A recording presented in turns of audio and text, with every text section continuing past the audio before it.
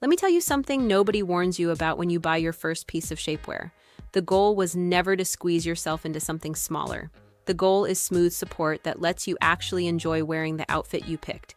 And yet, so many of us end up fighting our shapewear all night instead of forgetting it's even there, tugging at a waistband, holding our breath, shifting in our seat every 10 minutes. So today, I'm walking you through 7 shapewear choices that quietly work against you and what tends to work so much better instead. By the end of this, you'll know exactly what to look for the next time you're shopping, and honestly, your evenings out are about to get a lot more comfortable. Mistake number 1 is buying your usual clothing size instead of sizing for your actual measurements. Shapewear brands run on their own sizing charts, and they're rarely the same as your dress size. A brand's medium might correspond to a completely different waist and hip range than the medium you wear in jeans. When you grab your typical size out of habit, you usually end up with something either painfully tight or so loose it rolls the second you sit down. What works instead is pulling out a measuring tape, checking the brand's specific size chart every single time, even for brands you've bought before, since sizing can shift between collections. Measure your waist at its natural crease and your hip at the widest point, and if you land between 2 numbers, size up rather than down. A little breathing room at the waist beats a rolled-up waistband at hour 2 of a wedding reception every time, and it also means the compression you do get is actually doing its job instead of just cutting off circulation. Mistake number 2 is choosing the highest compression level available because you assume stronger automatically means better. High compression sounds appealing on paper, but it can restrict your breathing, dig into your skin, leave marks that last well into the next morning, and honestly make you miserable by the end of the night. It can also work against you visually. Overly firm compression in the wrong spot can push soft tissue upward or outward into a new bulge somewhere else entirely, which defeats the whole purpose. What tends to work so much better is picking your compression level based on your actual goal for that outfit. Light compression is ideal for everyday smoothing under a soft, flowy dress where you mostly want fabric to sit nicely. Medium compression suits something more structured, like a fitted sheath or tailored trousers. And firm compression should really be reserved for short bursts, a few hours at a formal event, rather than something you put on first thing in the morning and wear for a 10-hour workday. Mistake number 3 is grabbing whatever shapewear you already own without matching it to what you're actually wearing that day. A full coverage bodysuit under a strapless gown creates visible lines everywhere the straps would normally sit, and a waist-only piece under a fitted sheath dress leaves awkward bulges above and below the band, sometimes worse than if you'd worn nothing at all underneath. What works instead is thinking about your outfit first, before you even open your shapewear drawer. Strapless and backless pieces need shapewear with the same open lines. Think a strapless bodysuit or a high-waisted brief with no back straps. A fitted dress that skims your whole body needs a piece that covers that same range so nothing creates a hard stop where fabric meets skin partway down your torso.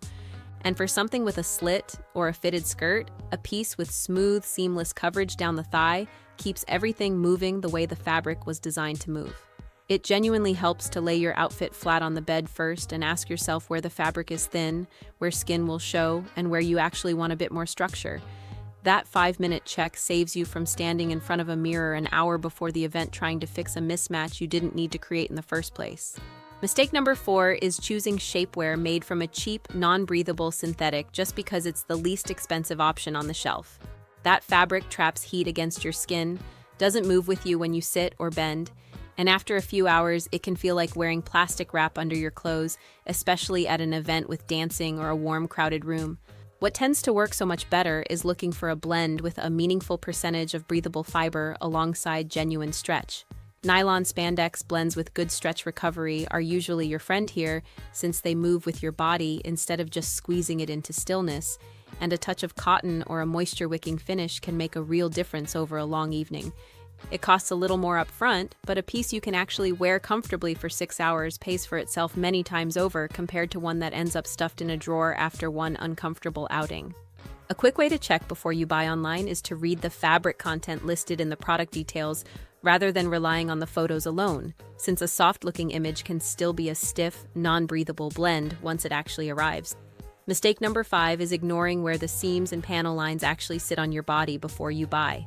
Some pieces have panels that land right at your natural waist crease or your hip line, and under thinner fabrics, that seam becomes visible no matter how good the compression is. You'll see a faint ridge under silk or jersey that no amount of smoothing corrects, What works instead is holding the piece up against your body before purchase, or checking close-up product photos and honest customer photos before ordering online to see exactly where those seams fall relative to where your dress ends. For anything fitted, silky, or light-colored, choose seamless styles specifically, since those fabrics show every line, while a structured, opaque dress can usually hide a bit more seam detail without anyone noticing. A simple trick that helps here: stand under a bright light or near a window with the outfit on over the shapewear before you leave the house, since store lighting and evening lighting can hide a seam that daylight reveals instantly. Now let me tell you about a client I think of often.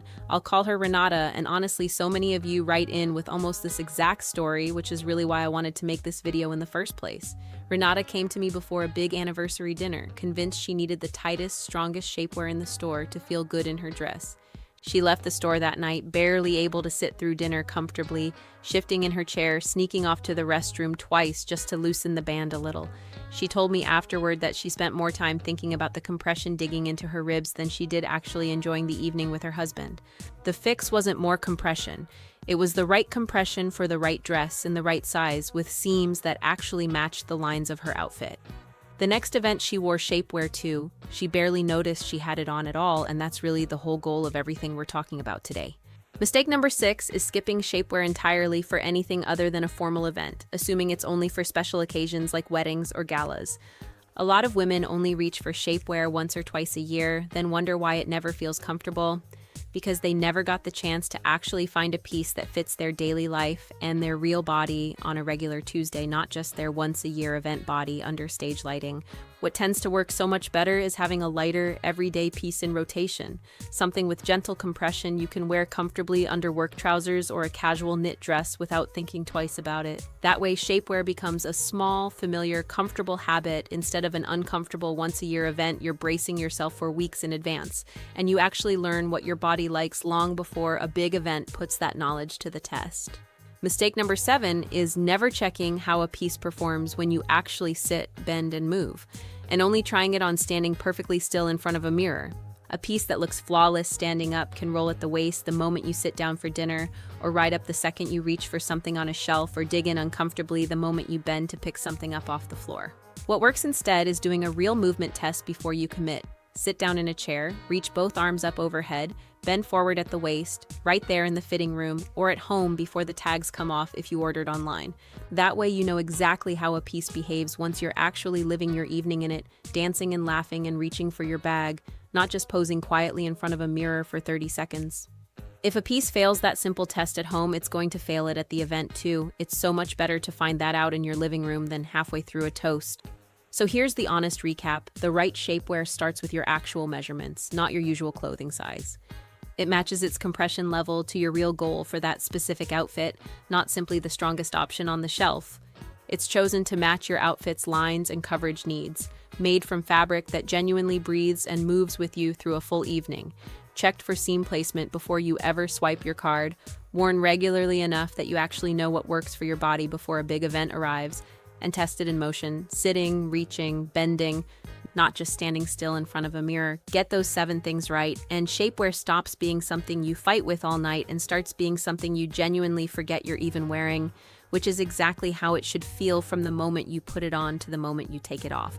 Which of these 7 have you run into before? Tell me in the comments. I genuinely love to know which one surprised you most, or which one you already knew but nobody had ever put into words quite like this. And if this helped you look at shapewear a little differently, hit subscribe so you don't miss the next one.